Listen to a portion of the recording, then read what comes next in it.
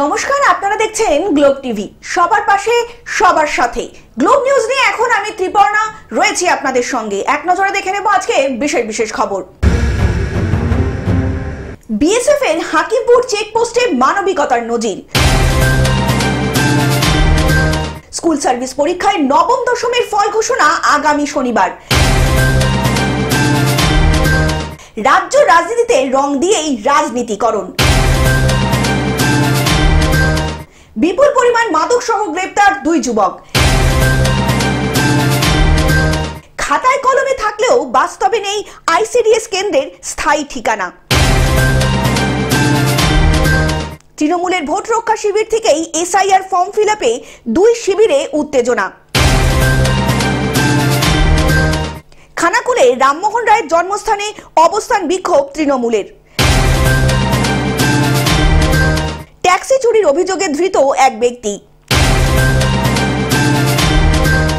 Test ক্রিকেটের শেষ 8-এ বাংলা। আবহাওয়ার পূর্বাভাস।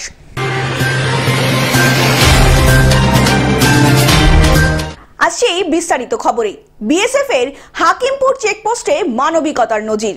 সেভাবে খাবারের সংস্থান নেই। মানবিকতার খাতিরে উত্তর 24 পরগনার স্বরূপনগরের হাকিমপুরের বিএসএফ চেকপোস্টের কাছেই বাস স্ট্যান্ড লাগোয়া এলাকা জুড়ে কয়েকশো বাংলাদেশি স্থানীয় বাসিন্দাদের চিড়ে, মুড়ি, দুধ, জলের বোতল দিয়ে সাহায্য করছেন।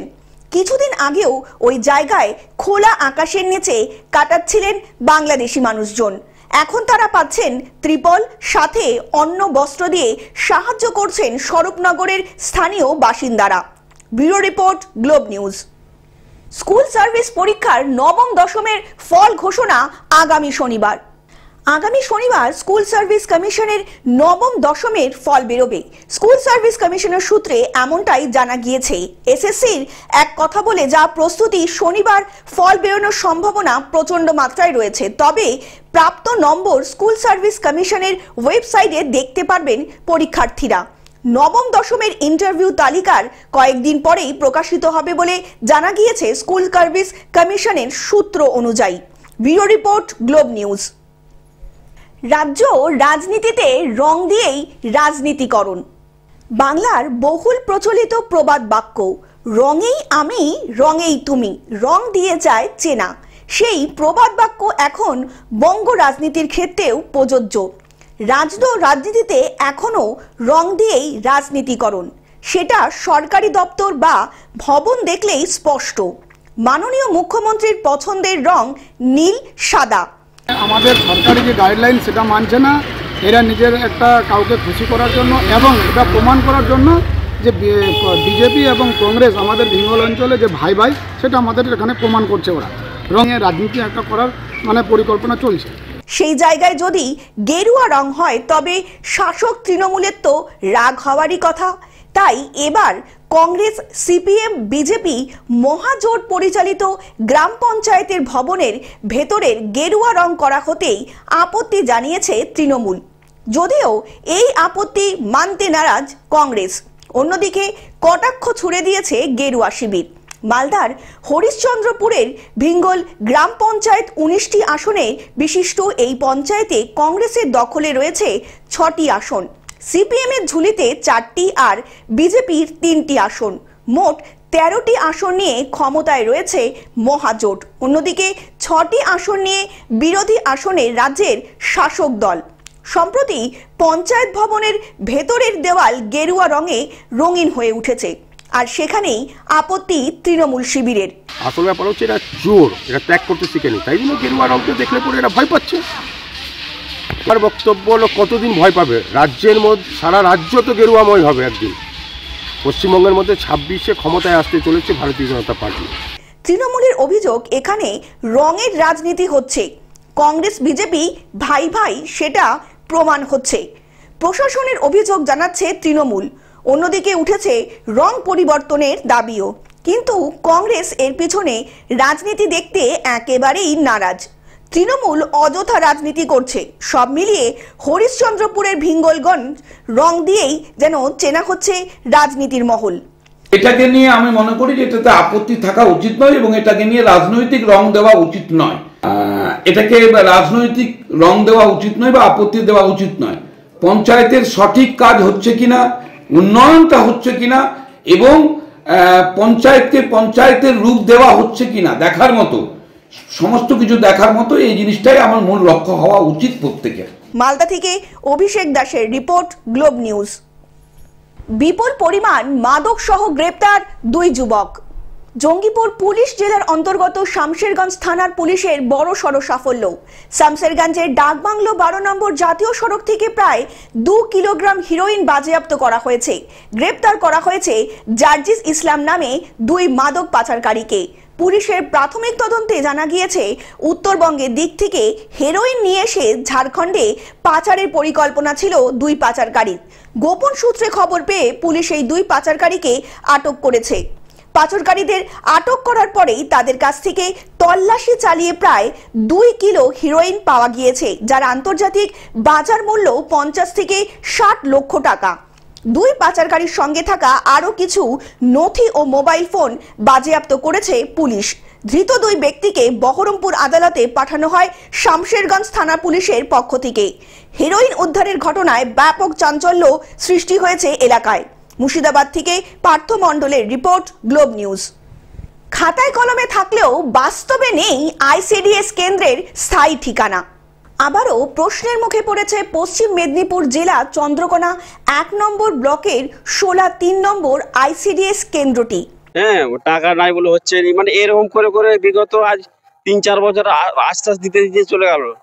মানে লোকের সামনে আর দাঁড়ানো যাচ্ছে না, এমন হচ্ছে লোকের সামনে আর দাঁড়ানো যাচ্ছে না, লোককে আর বলাও যাচ্ছে না যে হবে কি হবে নি, বাচ্চাদের কি অসুবিধা, মানে লোকের কাছে মুখ দেখাবো সেইটা শুদ্ধ নাই।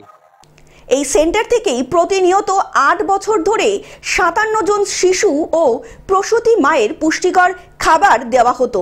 সম্প্রতি আইসিডিএস কেন্দ্রের একমাত্র শিক্ষিকা দীপালি করণ শারীরিক অসুস্থতার জন্য বেশ কিছুদিন ধরে কেন্দ্রে আসতে পারছিলেন না। সারা জীবনটা হ্যাঁ এইভাবে সারা জীবন কেটে যাচ্ছে। আমরা চাইছি একটা আইসিডিএস স্কুল হোক বাচ্চাদের লেগে, না হচ্ছে না এটা। দীপালি করণের পরিবর্তে তার স্বামী যুধিষ্ঠির করণ কেন্দ্রটি চালাচ্ছিলেন এবং এটি জানান গ্রামবাসীরা। গ্রামবাসীদের অভিযোগ, গ্রামের প্রতিটা প্রান্তে ঘুরে আইসিডিএস কেন্দ্রে যে রান্নাটুকু হতো সেই রান্না টিফিন ভর্তি করে নিয়ে যান দীপালি করণের পরিবার। এমন পরিস্থিতিতে গ্রামবাসীদের মধ্যে দেখা দিয়েছে তীব্র ক্ষোভ। আইসিডিএস কেন্দ্রের এমন পরিস্থিতি প্রতিনিয়ত গ্রামবাসীদের প্রশ্নের মুখে পড়তে হচ্ছে শাসক দলের নেতা কর্মীদের। বেশ কয়েকটি অঙ্গনওয়াড়ি আমাদের এখনো পরিকাঠামো তৈরি করা যায়নি, কিন্তু আমরা গত সপ্তাহে অনুমোদন পেয়েছি, এখনই টেন্ডার হবে। বিগত দিনেও আমরা টেন্ডার করেছিলাম, কিন্তু অর্থের সংস্থান না থাকার কারণে সেই টেন্ডারটি ক্যান্সেল করা হয়েছিল। আবার তার অনুমোদন এসেছে, টেন্ডার হবে খুব শীঘ্রই। অন্যদিকে ব্লক প্রশাসন সূত্রের খবর, দীর্ঘদিন ধরেই অর্থের টান থাকায় কেন্দ্রটি বাড়ি নির্মাণ করা হয়নি। তবে এবার ওই আইসিডিএস কেন্দ্রটি নতুন বাড়ি নির্মাণ হবে। চন্দ্রকোনা 1 নম্বর ব্লকের পঞ্চায়েত সমিতির সহ সভাপতি সূর্যকান্ত দলুই বলেন, আইসিডিএস কেন্দ্রটি নির্মাণের জন্য অনুমোদন ইতিমধ্যেই চলে এসেছে, দ্রুত নির্মাণ কাজও শুরু করা হবে। শরীর খুবই অসুস্থ, প্যারালাইসিস রোগী, আমাকে অফিস থেকে বলেছে আপনি দেখভালটা করবেন, হ্যাঁ কোনো অসুবিধা নেই, দিদিমণিকে নিয়ে যাবেন মাঝে মাঝে, হ্যাঁ কিন্তু আইসিডিএস নেই, কোথায় বসাবো, রাঁধুনি নেই না, আজ পর্যন্ত 8 বছরও রাঁধুনি দিল না। পশ্চিম মেদিনীপুর থেকে কল্যাণ মণ্ডলের রিপোর্ট, গ্লোব নিউজ। তৃণমূলের ভোট রক্ষা শিবির থেকেই এসআইআর ফর্ম ফিলআপে 2 শিবিরের উত্তেজনা।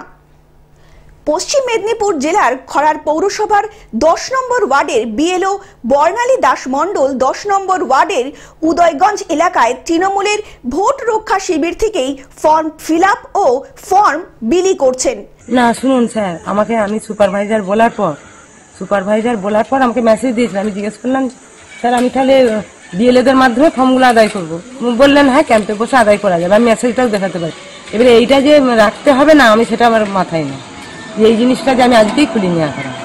পাশে রয়েছে পৌর এলাকার তৃণমূলের নেতাকর্মীরা। বিরোধী শ্রমিকদের কাছ থেকে এমনই খবর পেয়ে ঘটনাস্থলে পৌঁছালেন ঘাটালের বিজেপি বিধায়ক শীতল কপাট।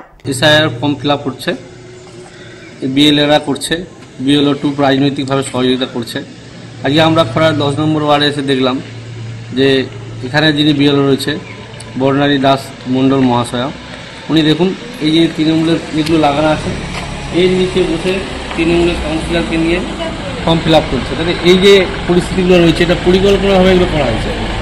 কিন্তু আমরা যতটুকু জানি নির্বাচন কমিশনের এই গাইডলাইন দেওয়া হয়নি, মানে বলেছে পরিষ্কার নিরপেক্ষভাবে কাজ করতে। বিষয়টি নিয়ে ইতিমধ্যেই নির্বাচন কমিশনের দ্বারস্থ হবেন বলে জানিয়েছেন ঘাটালের বিজেপি বিধায়ক।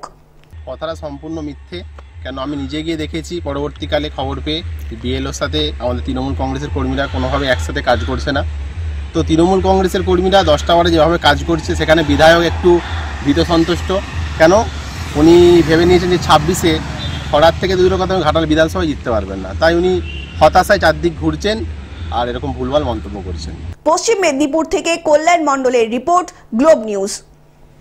খানাকুলে রামমোহন রায়ের জন্মস্থানে অবস্থান বিক্ষোভ তৃণমূলের।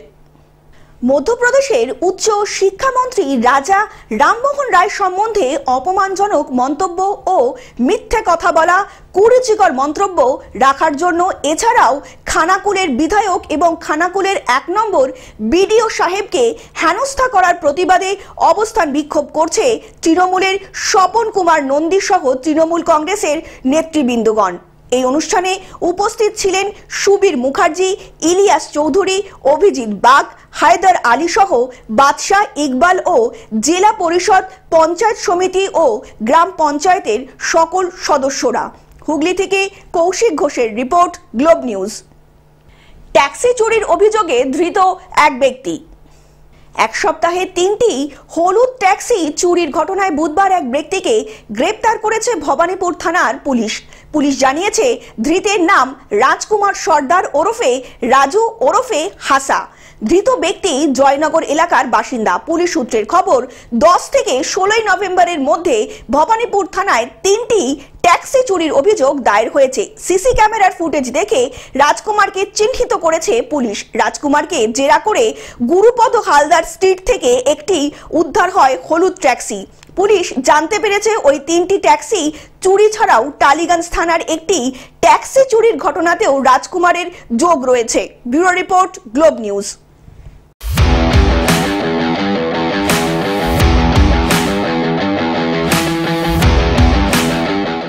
টেস্ট ক্রিকেটের শেষ 8-এ বাংলা। ছেলেদের অনূর্ধ্ব 23 ট্রফি এলিটের শেষ 8-এ পৌঁছালো বাংলা। বুধবার মহারাষ্ট্রকে বাংলায় 24 রানে হারিয়েছে। সর্বোচ্চ রান করেন আনাস আলী খান।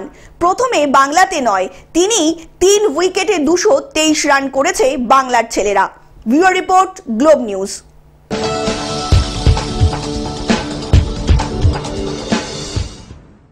আবহাওয়ার পূর্বাভাস। আলিপুর আবহাওয়া দপ্তর সূত্রে জানা গিয়েছে আবারও নিম্নচাপের জেরে থমকে গিয়েছে কলকাতার শীত। কিছুদিনের জন্য দেখা মিললেও তবে এখনো আবার সেই তাপমাত্রা বাড়ার দিকেই রয়েছে। রাত্রের দিকে কিছুটা শীতল অনুভব হলেও সকালের দিকে কিন্তু আবারও গরম অনুভব করছেন কলকাতাবাসী। তবে এখনই শীতের দেখা মিলবে বলে কোনো আশা করছেন না আলিপুর আবহাওয়া দপ্তর। Bureau report, globe news.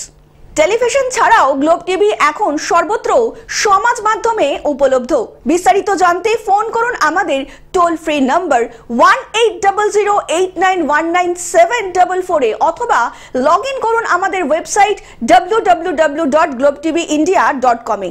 Globe news এখন এ পর্যন্তই। দেখতে থাকুন গ্লোব টিভি, সবার পাশে সবার সাথে। নমস্কার।